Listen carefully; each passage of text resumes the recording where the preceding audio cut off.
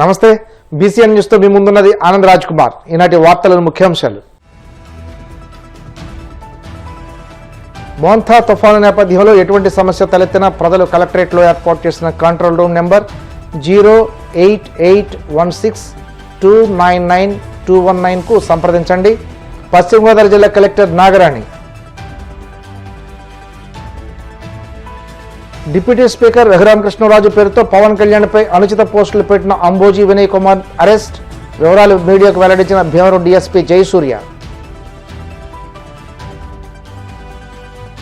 Kurnool bus ప్రమాదానికి కల్తీ మద్యమే కారణమన్న YCP Vemuru నియోజకవర్గ ఇన్ఛార్జ్ అశోక్ బాబు. ఘటనలో సీఎం చంద్రబాబు మొదటి ముద్దాయని వ్యాఖ్య.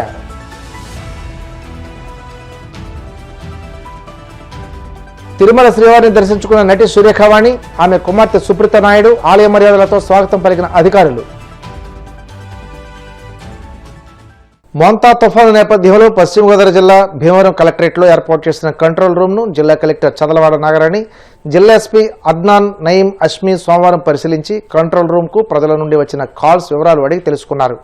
ఈ సందర్భంగా కలెక్టర్ మాట్లాడుతూ జిల్లాలో రానున్న 3 రోజులు భారీ వర్షాలు కురిసిన దృష్ట్యా కంట్రోల్ రూమ్ సిబ్బంది అందరూ అప్రమత్తంగా ఉండాలన్నారు. రెవెన్యూ డివిజనల్ కార్యాలయాలు, మండల కార్యాలయాల్లో కూడా కంట్రోల్ రూమ్లు ఏర్పాటు చేయడం జరిగిందన్నారు. డివిజనల్ మండల స్థాయి కంట్రోల్ రూమ్ల నుండి వచ్చిన సమస్యల పరిష్కారానికి చర్యలు తీసుకోవాలన్నారు. పల్లపు ప్రాంతాలు ముంపుకు గురి కావడం, చెట్లు పడిపోవడం, నిత్యావసర వస్తువుల కొరత, విద్యుత్ అంతరాయాలు, పునరావాస కేంద్రాల వద్ద త్రాగునీరు, శానిటేషన్, వైద్య సహాయం తదితర సమస్యలపై ఫిర్యాదులు వస్తే తక్షణమే స్పందించి సంబంధిత సమాచారాన్ని ప్రత్యేక అధికారుల దృష్టికి తీసుకువెళ్లాలన్నారు. తుఫాను తీరం దాటి పరిస్థితులు చక్కబడే వరకు 24 గంటలు సిబ్బంది అప్రమత్తంగా విధులు నిర్వహించాలన్నారు. తీవ్రమైన తుఫాను మంతా అని ఎదుర్కొనేదానికి పశ్చిమ గోదావరి జిల్లా యంత్రాంగం అంతా సన్నద్ధంగా ఉంది.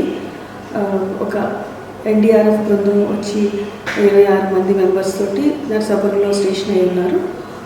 అలాగే జిల్లా స్థాయిలో, డివిజన్ స్థాయిలో మరియు మండల స్థాయిలో ప్రతి చోట కూడా కంట్రోల్ రూమ్స్ ఏర్పాటు చేస్తున్నాము.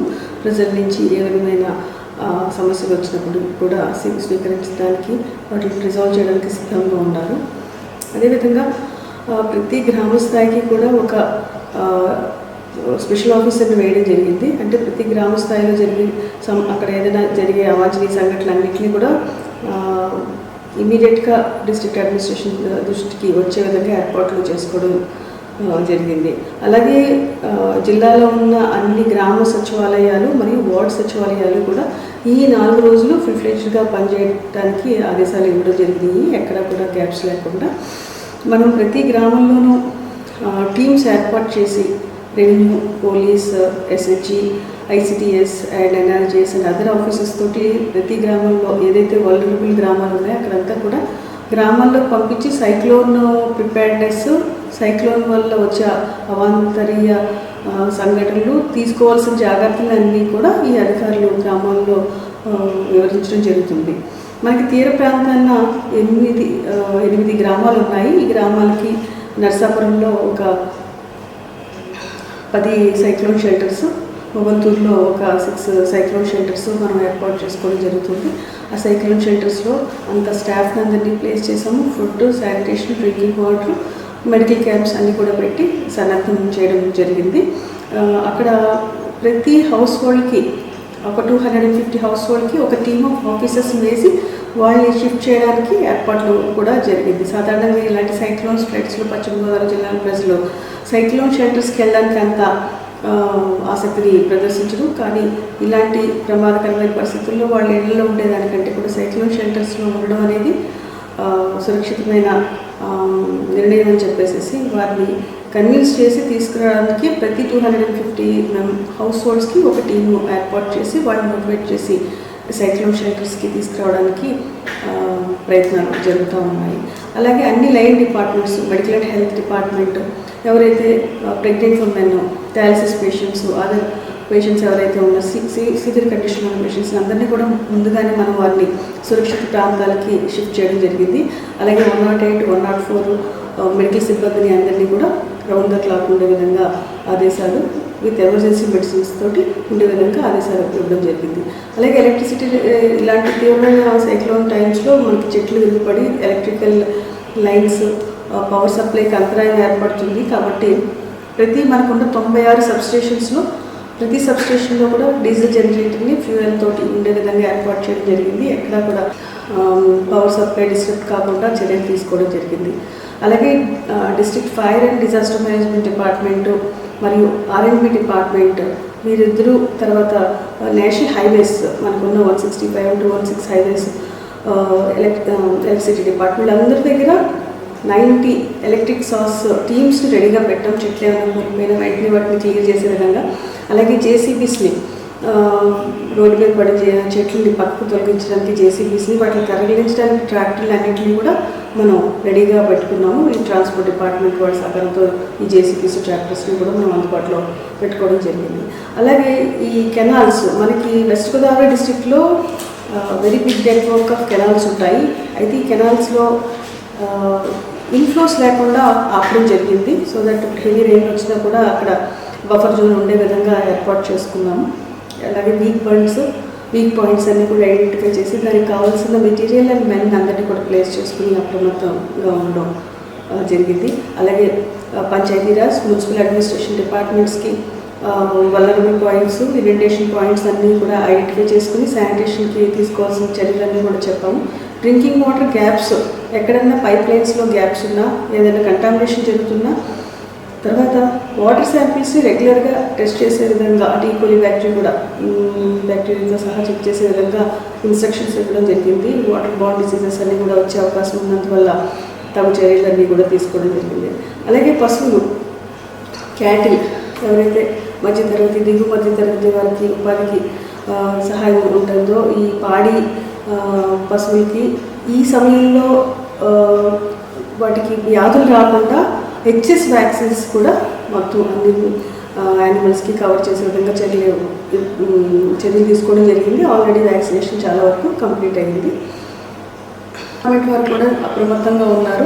అన్ని పోలీస్ స్టేషన్స్లో రిజర్వ్ పోలీసులు అందరినీ కూడా ప్లేస్ చేసి అవసరానికి అనుగుణంగా వారిని వాడుకోవడానికి వారి యొక్క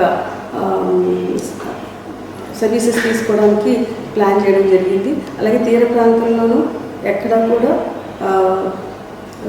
ఈ టూరిస్టులు కానీ ఎవరు అక్కడికి తీర ప్రాంతాల్లోకి, నదీ పరివాహక ప్రాంతాల్లోకి వెళ్లకుండా వారు గస్తీ తిరుగుతూ ఉన్నారు.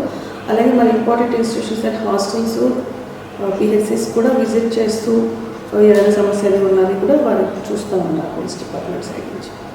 డిప్యూటీ స్పీకర్ ఉండి ఎమ్మెల్యే రఘురామకృష్ణరాజు పేరుతో పవన్ కళ్యాణ్పై అనుచిత పోస్టులు పెట్టిన అంబోజీ వినయ్ కుమార్ను అరెస్ట్ చేసినట్లు పశ్చిమ గోదావరి జిల్లా భీమవరం డీఎస్పీ ఆర్జే జయసూర్య చెప్పారు.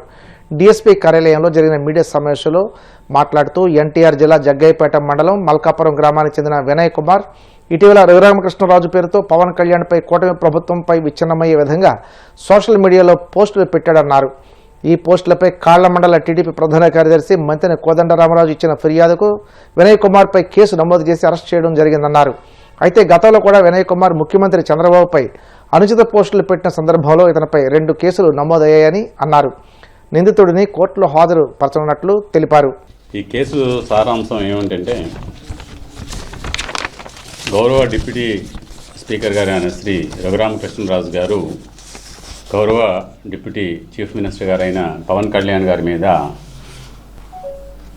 అనుచిత వ్యాఖ్యల కింద ఒక ఫేస్బుక్ పోస్టు వచ్చింది. ఆ Facebook post Amboju Vinay Kumar son of Mohan Rao, age 33 years, Malkapuram గ్రామం జగ్గయ్యపేట అనే వ్యక్తి పెట్టాడని మా ఇన్వెస్టిగేషన్లో తేలింది. అతని యొక్క ఫేస్బుక్ ఐడి వచ్చి వినయ్ కుమార్ అనే ఐడితో ఉన్నది. ఈ యొక్క ఫేస్బుక్ యొక్క సారాంశం ఏంటంటే, పవన్ కళ్యాణ్ గారు చంద్రబాబు నాయుడు గారికి జీవితాంతం రుణపడి ఉండాలి, 2 చోట్ల ఓడిపోయి కానీ అలాంటి అనుభవం లేకుండా డీసీఎం పదవి ఇచ్చారు అని ఇలాంటి వ్యాఖ్యలతో కూటమి ప్రభుత్వంలో విభేదాలు సృష్టించడానికి ఇతను రఘురామకృష్ణరాజు గారు పెట్టినట్టు ఆయన ఫోటోతో దానిలో పెట్టారు.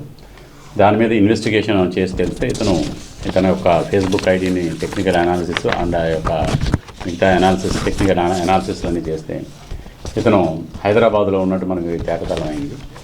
దీని సందర్భంగా కేసు రిజిస్టర్ చేయగానే మా కాళ్ళ ఎస్ఐ గారు హైదరాబాద్ వెళ్ళి అక్కడున్న ఈ అంబోజ్ వినయ్ కుమార్కి అరెస్ట్ చేసి తీసుకొచ్చి మన టూ టౌన్ సిఏ గారు కాళీచరణ్ గారికి ముందు ప్రొడ్యూస్ చేశారు. ఆయన యొక్క కన్ఫెషన్ అది రాసి దాని యొక్క ఇన్వెస్టిగేషన్ కంప్లీట్ చేసి ఈరోజు అతన్ని రిమాండ్కి పంపిస్తున్నారు. ఇతనికి ఈ అంబోజు వినయ్ కుమార్ ఇంతకుముందు 2 కేసులు ఉన్నాయి ఇతని మీద. ఆ 2 కేసులు కూడా మన గౌరవ ముఖ్యమంత్రి శ్రీ నారా చంద్రబాబు నాయుడు గారి మీద అనుచిత వ్యాఖ్యలు అప్పుడులో చేసి అతని మీద అప్పుడు 182/2018, 183/2018 జగ్గాపేట పోలీస్ స్టేషన్లో కేసులు కట్టారు అప్పట్లో.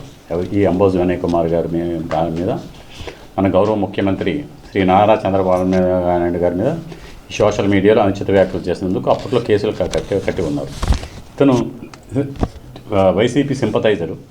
అలాగే ఇతనికి 41,000 మంది ఫాలోవర్స్ ఉన్నారు. ఈ ఫాలోవర్స్ ఈ గ్రూప్స్ అన్నింటిలో కూడా ఇతని దానిలో ఉన్నాయి. ఇదే కాకుండా ఇతను ఈ డ్యూరింగ్ కోర్స్ ఆఫ్ ఇన్వెస్టిగేషన్ ఇతను దగ్గర ఉన్న మొబైల్ని స్వాధీనం నుంచి సీజ్ చేయడం జరిగింది. ఇన్వెస్టిగేషన్లో దాన్ని ఫొరెన్సిక్ ల్యాబొరేటరీకి పంపించి ఫర్దర్ ఇన్వెస్టిగేషన్ చేస్తాం. ఇతనిది వచ్చి జగ్గేపేట మండలం మల్కాపురం గ్రామం ఇతనిది. ప్రస్తుతం ఇతను హైదరాబాద్లో పనిచేస్తున్నాడు ప్రస్తుతానికి. కర్నూలు బస్సు ప్రమాదానికి కల్తీ మద్యమే కారణమని, ఈ ఘటనలో ముఖ్యమంత్రి చంద్రబాబు మొదటి ముద్దాయని వైసీపీ వేమూరు నియోజకవర్గ ఇన్ఛార్జి వరికుట అశోక్ బాబు అన్నారు. తాడేపల్లి వైసీపీ కేంద్ర కార్యాలయంలో మీడియాతో మాట్లాడుతూ బస్సు దహనం ప్రమాదవశాత్తు జరిగిన ఘటన కాదని, ఇది ముమ్మాటికి ప్రభుత్వ హత్య అన్నారు. పెద్ద ఎత్తున మద్యం షాపులను ప్రైవేటు వ్యక్తులకు కేటాయించిన ప్రభుత్వం ప్రతి వీధిలోనూ తమ పార్టీ నాయకులతో బెల్ట్ షాపుల ద్వారా విచ్చలవిడిగా మద్యం అమ్మకాలు సాగిస్తుందని మండిపడ్డారు. మరోవైపు కూటమి పార్టీ నేతలే కుటీర పరిశ్రమల నకిలీ మద్యం తయారు చేసి వేలాది మంది ప్రజల ప్రాణాలు హరిస్తున్నారని ఆక్షేపించారు. ఖచ్చితంగా కల్తీ మద్యం తయారీపై సిబిఐ విచారణ చేపట్టాలని డిమాండ్ చేశారు. తెలుగుదేశం పార్టీ ప్రభుత్వం విచ్చలవిడిగా మద్యాన్ని ప్రైవేటు వ్యక్తులకి మద్యం షాపులు అందించి తద్వారా బెల్ట్ షాపులు ఎవరైతే తెలుగుదేశానికి సంబంధించినటువంటి నాయకులు ఉన్నారో వాళ్ళకి గ్రామాలలో బెల్ట్ షాపులు ఇచ్చి 2 లక్షలకి 3 లక్షలకి బెల్ట్ షాపులు ఇచ్చి ఈ రాష్ట్రంలో ఏటీఎం అంటే ఎనీ టైం మనీ అనేది తీసేసి ఎనీ టైం మద్యం అనేటువంటి దాన్ని తీసుకొచ్చినటువంటి చంద్రబాబు నాయుడు గారు ఖచ్చితంగా ఈ యొక్క ప్రమాదానికి కారణమని చెప్పేసి చెప్తా ఉన్నా. ఒకవైపు ప్రైవేటు వ్యక్తులకి షాపులు ఇచ్చి, ఇంకొక వైపు బెల్ట్ షాపులు ప్రతి గ్రామంలో ప్రతి వీధిలోనూ బెల్ట్ షాపులు ఇచ్చి, అది చాలక ప్రభుత్వానికి ఆదాయానికి గండి కొడుతూ 5,000 కోట్లు గండి కొట్టి దాన్ని మీరు పంచుకొని, అది కూడా చాలక ఈ రాష్ట్రంలో కల్తీ మద్యం అమ్మి కల్తీ మద్యం తయారు చేయించి ప్రభుత్వమే వాళ్ళకు సంబంధించినటువంటి ఒక లిక్కర్ మాఫియాని పెట్టి నడిపించడం, దీనిలో చంద్రబాబు నాయుడు గారు, లోకేష్ బాబు గారు ప్రధాన పాత్ర పాటించడం జరుగుతూ ఉంది. తాగినప్పుడు ప్రమాదాలు ఉంటాయా ఉండవా అని చెప్పేసి నన్ను ఉండొచ్చు కదా అని అనొచ్చు. ప్రభుత్వ షాపులు ఉంటే కూడా ప్రమాదాలు జరగచ్చు కదా, తాగుతారు కదా అని అనొచ్చు. ప్రభుత్వ షాపులతో జరిగేటువంటి అమ్మకాలు ఉదయం 10 నుండి సాయంత్రం 10కి ప్రభుత్వ షాపుల్లో మాత్రమే దొరికేది. కానీ చంద్రబాబు నాయుడు గారి కూటమి నాయకులు, కూటమి ప్రభుత్వం చేస్తున్నటువంటి ఈరోజు బెల్ట్ షాపు కల్తీ లిక్కర్ 24 గంటలు ఎక్కడ పడితే అక్కడ. కూల్ డ్రింక్ షాపుల్లో కూడా మద్యం దొరుకుతుంది, ఎప్పుడైనా తాగొచ్చు. బస్సు ప్రమాదం డ్రైవర్లు లేకపోతే లారీలో ప్రయాణం చేసేటువంటి వాళ్ళు నేషనల్ హైవే మీద ఆగేసేసి ఏ షాపుకు పోయినా అక్కడ మద్యం దొరుకుతూ ఉంది. ఈ విధానాన్ని ఖచ్చితంగా ప్రమాదాలకు కారణమని చెప్పేసి చెప్తున్నాను. నిన్న జరిగినటువంటి ప్రమాదం, ఆ శివశంకర్ అనే అతను మద్యం తాగి పెట్రోల్ బంక్లో అతని యొక్క బాడీ లాంగ్వేజ్ కానీ అతను చేసినటువంటి విధానం కానీ క్లియర్గా తెలుస్తూ ఉంది. మద్యం తీసుకుని లక్ష్మీపురం అనేటువంటి గ్రామంలో బెల్ట్ షాపులో కల్తీ మద్యం తాగి, బెల్ట్ షాపుల్లో ఉండేదంతా కూడా కల్తీ మద్యమే, అక్కడ తాగి 10 నిమిషాల్లోనే అతను స్పీడ్గా వెళ్తూ ఒక డివైడర్ కొట్టుకొని పడిపోయి చనిపోయాడు. ఈ యొక్క ఏదైతే ట్రావెల్స్ బస్సు వస్తుందో, వేమూరు కావ్యర్ అనేటువంటి బస్సు వస్తుందో, అది వర్షంలోనూ లేకపోతే కనపడకనో లేకపోతే ఏదైనా కానీ ఆ మోటార్ సైకిల్ ఎక్కించడం, దాని మీద మంటలు రావడం, బస్సు తగలబడ్డం. దానికి కూడా కారణం ఇంకోటి ఉంది. బస్సులో ప్రయాణం చేసే వ్యక్తుల యొక్క వస్తువులు, వాళ్ళ యొక్క సూట్ కేసులు కాకుండా బస్సుల్లో పార్సిల్స్ నడపడం అనేది ఒక తప్పుడు విధానం ద్వారా పార్సిల్స్ నడుపుతా ఉన్నారు. ఆ పార్సిల్స్లో సెల్ ఫోన్స్ 400 పైన సెల్ ఫోన్స్ ఉన్నాయి. ఆ సెల్ ఫోన్స్ కూడా కింద మంటలు రావడంతో, బైక్లో కింద మంటలు రావడంతో ఆ సెల్ ఫోన్స్ కూడా కాలి పేలి బ్యాటరీ నిప్పంటుకొని ఒక్కసారిగా బస్సులోకి వచ్చి ఆ బస్సులో ఉండే వాళ్ళందరూ కూడా కాలి చనిపోతారు. మనం చిన్న మంట చెయ్యి కాలితేనే దానికి పూసుకుంటాం. అటువంటిది డైరెక్ట్గా 19 మంది కాలి చనిపోవడం, 21 మంది కాలి క్షతగాత్రులు అవ్వడం, ఇంత దుర్మార్గానికి కారణమైనటువంటి ఆ కల్తీ మద్యం మీద ఈ రాష్ట్రంలో జరుగుతూ ఉంది. మద్యం మీద 2-3 నెలలుగా జరుగుతూ ఉన్నాయి. కావాలని వైఎస్ఆర్ పార్టీ వాళ్ళని ఏదో ఒక రకంగా మద్యం కేసుల్లో ఇరికిచ్చి వాళ్ళని కేసుల్లో పెట్టాలని ట్రై చేస్తూ ఉన్నారు. కల్తీ మద్యం దొరికింది, ఏం చేయాలో అర్థం కావట్లేదు. మరి ఇన్ని రోజులు వైఎస్ఆర్ కాంగ్రెస్ పార్టీ ప్రజల్లోకి పోయి కల్తీ మద్యం అమ్ముతున్నారు, బెల్ట్ షాపులు ఉన్నాయి, వాటిని తీసేయాలని ఇంత పెద్ద ఎత్తున ఉద్యమం చేస్తూ ఉంటే, ప్రజా ఉద్యమం చేస్తూ ఉంటే ఏమైనా బెల్ట్ షాపుల మీద మీరు కేసులు పెట్టారా? ఎక్కడైనా మీ పర్మిట్ రూముల్లో జరుగుతున్నటువంటి కల్తీ మద్యం మీద కేసులు పెట్టారా? ఎందుకయ్యా చంద్రబాబు నాయుడు గారు, లోకేష్ బాబు గారు కొంచెమన్నా సంపాదించుకున్నారు కదా, బాగానే సంపాదించుకున్నారు. అమరావతి అన్నారు, లక్షల కోట్లు సంపాదించుకుంటున్నారు. కల్తీ మద్యం మీద, పేదవాళ్ళ ప్రాణాల మీద, వాళ్ళ శవాల మీద పేలాలు ఏరుకుని ఆ డబ్బులు కూడా మీరు సంపాదించుకోవాలనేటువంటి వాళ్ళ ప్రాణాలకి మీద మీరు బ్రతుకుతున్నారంటే కొంచెమన్నా ఉండాలని చెప్పేసి ఇప్పుడు కాసేపు ప్రకటనలు.